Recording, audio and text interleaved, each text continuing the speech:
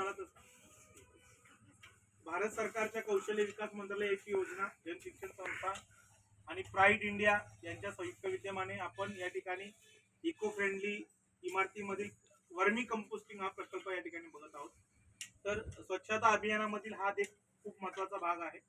आपल्या परिसरातील किंवा आपल्या घराच्या आजूबाजूला मोठ्या प्रमाणावरती पालापाचोळा आपण पडत असतो.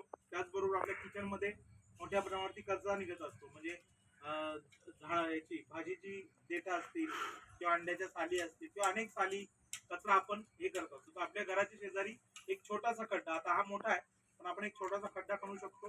त्या खड्ड्यामध्ये तळाला थोडीशी माती आपल्याला टाकायची आहे आणि त्या मातीवरती फक्त आपण जो काही कचरा आपल्या घरातून निघतो तो आपल्या रोजच्या रोज तिथे टाकायचा आणि आठवड्याच्या आठवड्यात थोडंसं आपल्याला पाणी मारायचं. त्याचबरोबर त्याचा कुजण्याचा स्पीड जर आपल्याला वाढवायचा असेल तर तुम्ही सगळे उसाचा रस पिता ना, तर जे काही चिपाट असतं तुम्ही 5-10 रुपये दिलं तर तो भरपूर देईल. ते जर तुम्ही तिथे टाकलं तर स्पीड तुमचा 3 पटीने वाढेल आणि तुम्हाला अशा लक्षात येईल की जो काही कचरा तुमचा आहे तो आठवड्याच्या आठवड्याला कुजतो आणि दर 6 महिन्याला सुंदर खत ज्याची किंमत 20 रुपये किलो असते. तर आपल्याकडे दर 6 महिन्याला 1000 किलो खत तयार होतं. किती? म्हणजे आजूबाजूचा पाला पाचोळा जे काही झाडतो आपण तेच फक्त तिथे टाकायचं नेऊन आणि आठवड्याच्या आठवड्याला पाणी 1000 किलो गुणिले 20 रुपये म्हणजे ऑलमोस्ट 2 लाखाचं खत आपण 6 महिन्यात तयार करू शकतो.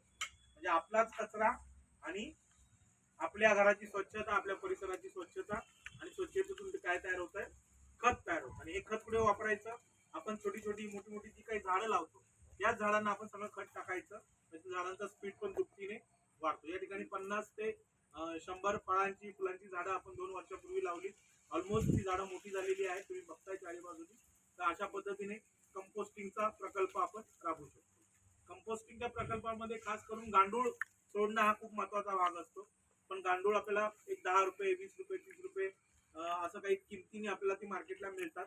पण ती जरी आपल्याला जर उपलब्ध झाली नाही तर ते उसाचं जे काही तुम्हाला चिपाट मिळेल तेच काम करतं आणि मोठ्या प्रमाणावरती खत निर्मितीचं तुम्ही करू शकता. आणि गांडूळ सोडली तर तुम्ही अजूनच चांगल्या पद्धतीने अजून सकस खत तुम्हाला मिळायला मदत होईल. कन्सेप्ट लक्षात आली?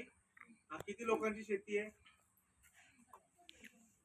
सगळ्यांची. घराजवळ शेतामध्ये जर तुम्ही असा खड्डा केलात आणि तुम्ही रोजच्या रोज त्याच्यामध्ये टाकला, अगदी गाईचं शेण जे काही तुम्हाला मिळते तुम्ही त्याच्यात टाकत गेलात. फक्त साधारण हा आठवड्याच्या आठवड्याला ही मुलगी तुम्हाला हलवून दाखवत होती त्या पद्धतीने ते आपल्याला हलवायचंय.